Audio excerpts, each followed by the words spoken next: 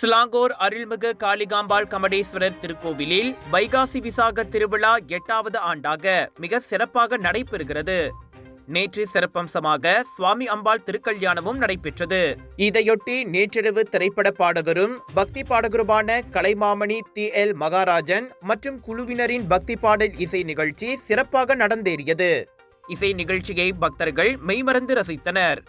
அதிலும் குறிப்பாக வைகாசி பெருவிழா என்ற ஒரு பாடலை மேடையிலேயே எழுதி இசையமைத்து பாடி மகாராஜன் வந்திருந்தோரின் பாராட்டை பெற்றார்.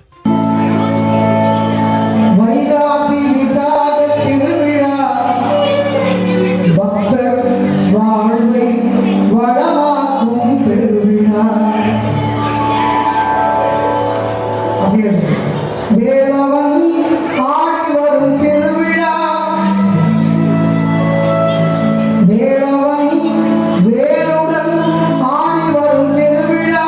நான் மிகப்பெரிய ஒரு பாக்கியமாக நினைக்கிறேன்.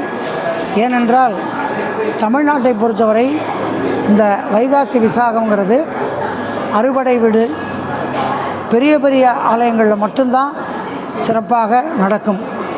சின்ன சின்ன ஆலயங்களில் இந்த மாதிரி விசேஷமாக அங்கே தமிழ்நாட்டில் பார்க்க முடியாது. ஆனால் இந்த அருள்மிகு காளிகாம்பாள் கமடேஸ்வரர் திருக்கோயில் தமிழ்நாட்டில் அறுபடை வீடு பெரிய பெரிய ஆலயங்களில் எப்படி வைகாசி விசாகம் நடக்குமோ அது மாதிரி இந்த ஆலயத்தில் நடைபெறுவதை பார்க்கும்போது இது ரொம்ப ரொம்ப ஆச்சரியமாகவும் அதிசயமாகவும் மிக பெருமையாகவும் சந்தோஷமாகவும் இருக்குது.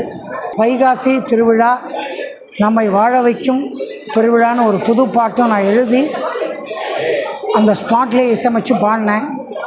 மக்கள்கிட்ட மிக பெருவாரியான வரவேற்பு இருந்தது.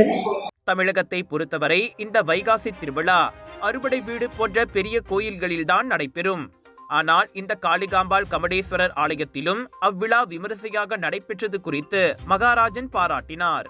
மலேசியாவிலும் பல ஆலயங்களில் இந்த வைகாசி திருவிழா நடைபெறும் என எதிர்பார்ப்பதாக அவர் தெரிவித்தார். பக்தி பாடல் இசை நிகழ்ச்சியின் மூலம் இவ்வாண்டு வைகாசி திருவிழா மேலும் களை கட்டியதாக ஆலய தலைமை குருக்கள் AP தனபாலன் கூறினார். இந்த வைகாசி மாத திருவிழாவானது 8வது ஆண்டாக சிறப்பாக நடைபெற்று கொண்டிருக்கின்றது. அனைவரும் இந்த வைகாசி மாத திருவிழாவிலே வந்து கலந்து சிறப்பிக்குமாறு அன்போடு கேட்டுக்கொள்கின்றோம்.